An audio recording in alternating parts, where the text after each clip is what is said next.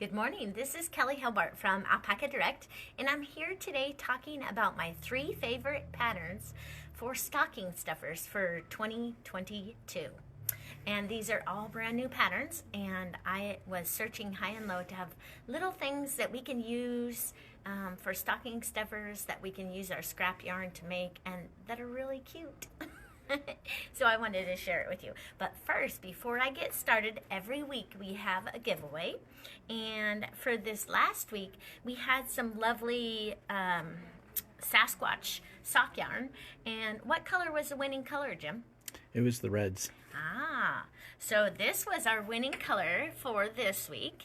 And it's a hand-painted sock yarn that is a merino nylon blend, and it's a fantastic yarn for socks. What's it called? So it's called Sasquatch, and we hand dye this by from a local hand dyer. So it's a mom with children, and it's really awesome. She's a great lady, so we're happy to have her yarn.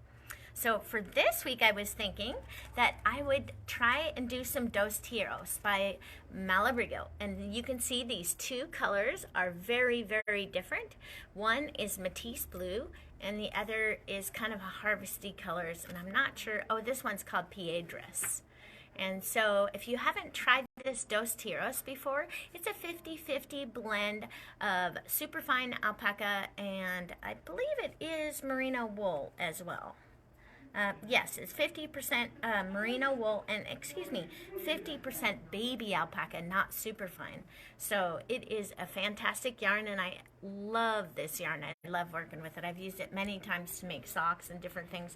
What it gives you is the durability of the wool and then the warmth of the alpaca, all put in one nice hand-painted package. So for all of you who want to get entered to win some of this lovely yarn, all you do is post in the comment section what you're working on, or maybe what colors you think would be the winning color, if it's blue or the harvest color. And we can get that out to the person for next week.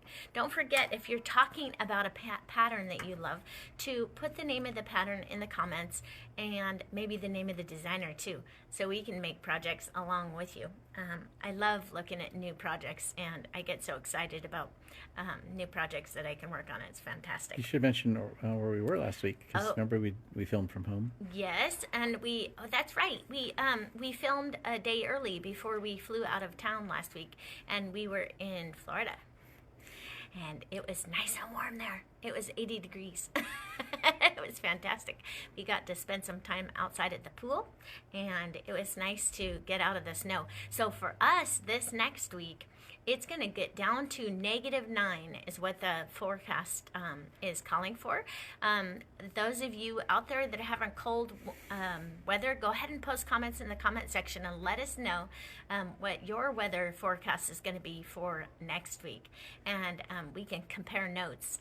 So that's great for me, because I can pull out my alpaca and I can enjoy my nice warm alpaca socks. If you've never tried alpaca socks before, we do sell them on www.alpacadirect.com, and alpaca is a hollow core fiber, super soft and completely warm. It's fantastic. So if you haven't tried our socks, they're a great stocking stuffer as well, and you don't have to make it, right, Jim? Yeah, remember, tell them about when I was walking. Yes. We were walking the dogs, because I had the store-bought gloves. Oh, right. Oh, yes. And Jim said that he was wearing the store-bought alpaca gloves. You know, it's funny. I have many sets of gloves, and when it's really cold, I like to pull out my alpaca gloves as well. There's something about alpaca. Even if the alpaca gets wet, it's way warmer than any other mittens or gloves that you can wear. That fleece just doesn't stand up to the alpaca. It's like alpaca is like 10 times warmer than fleece. So if you get in really cold weather, you look for that alpaca, and I'm telling you, it is a life changer. I used to, when I would go skiing, I would have to go home because I was so cold. And now that I have alpaca and plenty of it to wear when we go skiing or snowshoeing, and when I had my horses, I would ride them out in the arena when it was freezing cold. Everyone else was at home, and I'm out riding my horse all by myself, the arena, all to myself, which is great fun. So, anyway, so let's take a look at this lovely. Let me show you what I'm talking about. Okay, so this is a lovely pattern. It's pattern number 1 on my list. It's called the Dogwood Leaf Pattern. And it is for hair ties. Do you see the hair ties? Lovely. So cute. And so you can use little bits of yarn and make these lovely hair ties. And they're so easy to make. And so I wanted to go over this with you, but I wanted to show you a couple of other patterns. Now this one, I just thought it was so cute. This was a Ravelry customer that made this dog pattern, and this is a free pattern that's on Ravelry as well. It's by Lion Brand Yarns, and it is the Proud Puppy Dog Sweater. And I just loved how the knitter had posted her little, how she had changed the pattern and made it so cute. And this is another one. It's for a star, and that is a free pattern on Ravelry as well.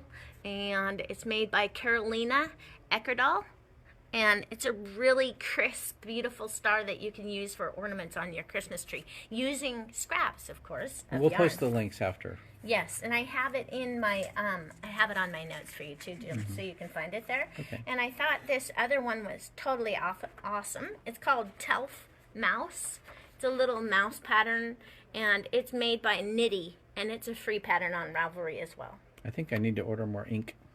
Sorry, sweetie. I know, Jim said he thinks he needs to order more ink. Well, let me tell you the lovely little trick that I do that helps some. The very first page I put in color, and every page after that I change it to black and white. So I don't print all my patterns out in color to use up your ink. I try to conserve as best I can, but I do use a lot of paper. The good thing is if I make the patterns several times, I try to take the patterns and I put them in binders and categorize them so that I can find them later. This was a really cute one that, it's called Penguin Pattern. It's by Dots and Pebbles. And this is Claire Garland pattern. And it's a really cute penguin. Don't you think it's cute, Jim? Yeah. That could be a cute Christmas ornament, too. Oh, if you have never tried Claire Garland's patterns, I think this pattern for this little mini penguin was like $1. Mm-hmm. But her patterns are like, I don't know, 15, 20 plus pages. They're very, very, very detailed. What I love about her patterns is she shows pictures of everything that she's talking about, colored pictures, so you can follow along with her. And she puts stitch markers in every little spot, so you can, she points right to what she's working on, and it's easy to follow her patterns. We have those on our site too. Yes, she has. Well, this one was a brand new. All the patterns that I'm talking about today are brand new patterns that have just come up just recently. They're not last year's patterns. They are brand new patterns. So, anyway, let's take a look at this cute little leaf. I wanted to show you. There's a couple things about, I have to pull this leaf. I'm going to come on around here, and we're going to take a look at this little leaf. What I like about, we're going to take a look at the construction of this dogwood leaf hair tie, right? So you do the I-cord, and you do it until it's about 9 inches. Mine, you can do it longer, because what you want is you want to be able to tie it like that. So if you can't tie it into a bow, it'll be a little hard to tie in a bow. And then what you do is you cast on from this edge using Judy's Magic Cast On. And if you haven't, it has you cast on 6 stitches using Judy's Magic Cast On. And let me just show you what I'm talking about. So on Judy's Magic Cast On, it has you take the tail and put it up and over the top of the back needle, and you give that a little twist. And then it wants you to cast on 3 stitches on each needle using Judy's Magic Cast On. So you simply go like that, And then what she has you do is, instead of just letting the stitches rest here, she has you put these 3 bottom stitches like this. You would take a little tiny stitch marker, and you place them right on here. If our video looks a little bit different today, it's because I think that our microphone equipment did not make it back here after our trip. That's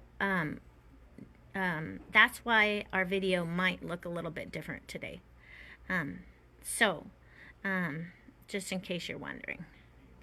And we have to thank my husband because he's holding it with his hand while I'm doing this. So on this, the stitches don't always want to go back onto this little stitch marker very easily. So you have to kind of coax them on there without dropping it off. And you just need to put 3 of the stitches on there. So then what you would do, move your fingers, please. I'm going to in 1 second. I'm just going to close this, Jim, and then I will show them what I was doing. So I have it closed. Do you see how I have the 3 stitches on the stitch marker now? And then what you would do is you would do your I-cord from here. So here's my I-cord. It knits up this way, right? And then, sorry, my cord is, do you see how this cord is, it's going around circles. It has memory, so it gets stuck in my way. A lot of people will do I-cord with double points, and in this instance, maybe double points would be a blessing. But I kind of use whatever I have. So then what you would do is, after you knit those 3 stitches, you just pull your needle right on through. Always be careful when you're pulling your needle through that you don't pull your 3 stitches off the cord. So I have knit those 3 stitches, and you can see that my working yarn is on this 3rd stitch, but you just string it across the back. And what it does is it starts making your I-cord. I-cord is super easy to make, and I-cord is useful for if you wanted ties for like this hair tie, or you could use it for ties on the edge of a hat, keep a hat on a baby or an adult, or if you're doing like a hoodie pullover type thing, these I-cord method is perfect for making pulls or ties for anything like that. And you might even could use it for like on a slipper or shoe to keep the slipper or shoe on your foot. Mm-hmm. Do you see how easy that is? You just keep pulling it through and you never turn your work. So if you guys have never done I-cord before, it is super easy. It's probably easier to do it on the double points than it is to schlep this cord all the way through every single time, which can slow you down. But it is doable. You can still do it with any size of cord. Yeah, I use whatever I have. I implement and make things, improvise and conquer. Huh, Jim? Yep. I will use whatever I have handy. I don't necessarily get too fussy about it. Of course, I have a lot of access to a lot of different needles. So do you see how it's creating the I-cord there? So that's how you do the I-cord, and then we come back later and we pick up these stitches and do the leaf, right? And if you look at her, it's all done in one piece, so you're not seaming anything together. And these leaves are just as cute as can be. You can see on here that it goes from this little setup round. So let me show you. I'm going to take this off. And if you're going to be taking your stitches off and putting them onto a needle, I would just take them right off here. Try not to catch extra strands because it just makes your life difficult. So you just got 1, 2, and it's kind of a fiddling thing. And I would never be in a hurry if you're doing this. Do not be in a hurry, because all being in a hurry going to do, you think it's going to speed you up. It's not going to speed you up. What it's really going to do is it's going to slow you down. So slow down to speed up. Yep. So I have my work on the needles, and you can see that working yarn is coming right out of the back there. And for the beginning setup round, it says knit front and back 3 times. So you would just go knit front into the front of this, oops, and try and keep it on the needle, knit into the front, and then knit into the back. Oops, it's just wanting to split. This is leftover sock yarn that I have. I don't even know what kind of sock yarn it is, but I can tell you that it's hand painted and it's very nice. I love it. It's very soft. So when you're doing these little patterns, stitch count is always good. Checking your stitch count when you're at the end of a row or round to make sure that you're on track. So this one says I should have 6, and I have 6 on there. So then what it tells me to do is to take these stitches and divide them, put them on 2 needles. So I don't know what happened to the, aha, here it is. So what I was doing when I did mine is I put 1 stitch on that needle, and then I'm going back and forth, going 1 stitch on each needle. So, and then you gotta kind of turn it to get the back needle on there. And then you go to the front and get that on there. Oops. And you kind of have to be patient a little bit because it doesn't always want to go on there. And if you don't get it on there and it drops off and you lose your stitch, then you have another problem that is a nuisance. So see, now I have it on 2 needles, and then all they have you do is start knitting in the round. But that's where my last stitch is. So if I wanted to, let's see how I can do that. What I want to do is take this, bring this around here. I want to get that those stitches to where my working yarn is. See what I'm talking about? Now watch this. I'm going to pull it right into position. Looks like a lot of needles for an ornament. Well, it's not too bad. So I'm actually going to do this because there's a stitch, that stitch is coming right off that one, but I want to work on the outside of my work, right? So that I have my leaf showing on the outside. The very first round, it just wants me to knit all the way around. So if you look at the magic loop method, you knit on the outside of your work. And see, if I started on this next stitch, I would be working on the inside of my work. That would be no good. You don't want to do that. So what I'm going to do is work on the outside of my work and just work my way around, knitting 1 complete round.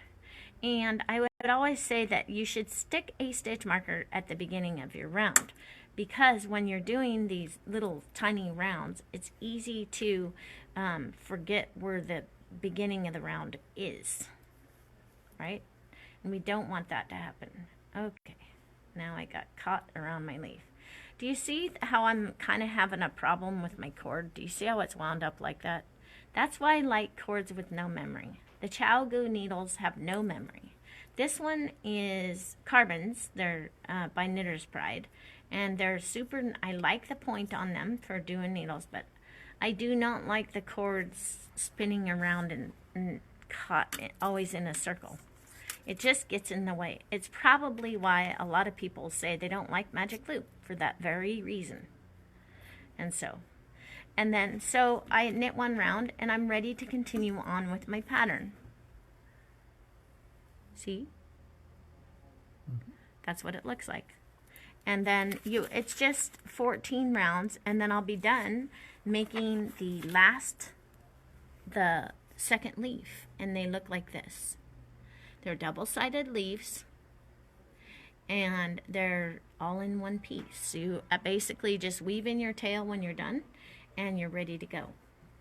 Also, I wanted to show you one more skill. Do you see this yarn right here?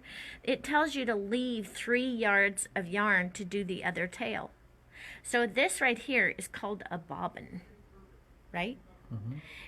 And if you were making your own bobbin out of yarn, say I had, let's take this off real quick and get that, well, it's kind of caught on there. If you're making a bobbin or you're knitting where you have a long tail, there's a huge risk that you're going to accidentally pick up your tail and start knitting with the tail instead of with your working yarn. That is not cool. So say that I need to save 3 yards, right, to make a bobbin. I would have my working yarn like so, and I would just grab this around my fingers and start doing figure 8s like this, right? All the way until all 3 of my yards are used up. Then what I do is I come through, and you'll see that I'm going to just make a little tiny slip knot here using this little scrap of yarn. And what it'll do is make a bobbin. So when I'm ready to knit my other leaf, so see how that is like a slip knot? And see how it's a bobbin like that? Yeah. Isn't that cool? Mm-hmm. So when I'm ready to knit this other side, it will come right out. Do you see that? Cool. That's a bobbin. And what this bobbin does, it makes it so that you don't accidentally pick up your tail from the 3 yards that you've left when you're starting this side and start knitting with the tail. Oh, okay. So that is a bobbin, and that's how you do I-cord, and that's how you get cast on for your dogwood leaf hair ties. Cool. And all these patterns that I'm showing you today are free patterns that are on Ravelry that make excellent stocking stuffers. I mean, they're little tiny quick projects that you can make using scrap yarn, so you're not wasting little tiny bits of beautiful yarn. I think this yarn has cashmere in it, and it's a hand-dyed yarn. It's a great way to use a small amount of yarns and give your little ponytails added flair. Isn't that cool? That's so cool. So let's take a look here and see who the winner is for today. Have them vote one more time. Yes, you guys don't forget to vote for this Dos Tiaras. One is Matisse Blue, and this other one is called Piedras. And this is Dos Tiaras 50-50 blend of baby alpaca and merino wool. From Malabrigo, hand-dyed yarn. Yes. And don't forget to push that like button and share with your buddies if you can. I can always forget to say that, but there's so many people out there that need a little pick-me-up, and it kind of cheers people up when they get excited about projects. So let's all work on that together to help our friends be motivated to try a new pattern, especially when it's free. It's a win-win. And plus, we get to use little leftovers that we have. So this is the winning color for today, and it is wonderful. Oh, mention the code too. Is. Remember the code? Oh, yes. Okay, so for today's colorway, it's called Dos Tiaras, and every week when we are looking to see what color we're going to get for give to the lucky winner for next week, we put a 10% discount coupon code, and the coupon code for that for today is TT124, and that's for 10% off Dos Tiaras for today only. Yay! Okay, let's look and see who the winner is for today.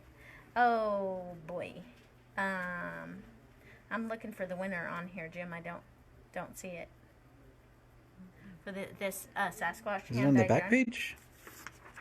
Oh, I got the wrong page.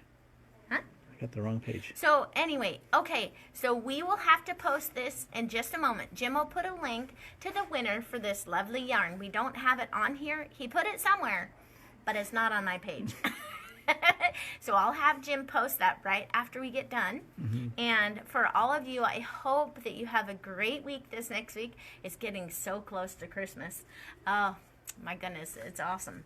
Okay, and then I was thinking for next Tuesday on 12/20. Oh, good. Jim found the winner. Okay, let's say who that is. That is Ruth Swarthout. Yay! Congratulations, Ruth. You have some lovely hand-painted sock yarn.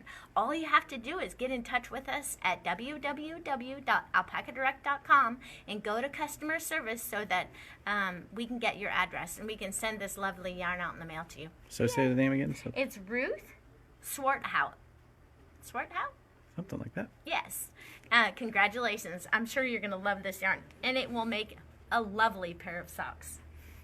So what I was going to talk about for next week, for the 20th, is New Year's resolutions for 2023. And so anyway, I had some great ideas about that, but we'll talk about it next week. So you guys all stay warm, and if you need socks, look on alpacadirect.com for our alpaca socks, and have a great week.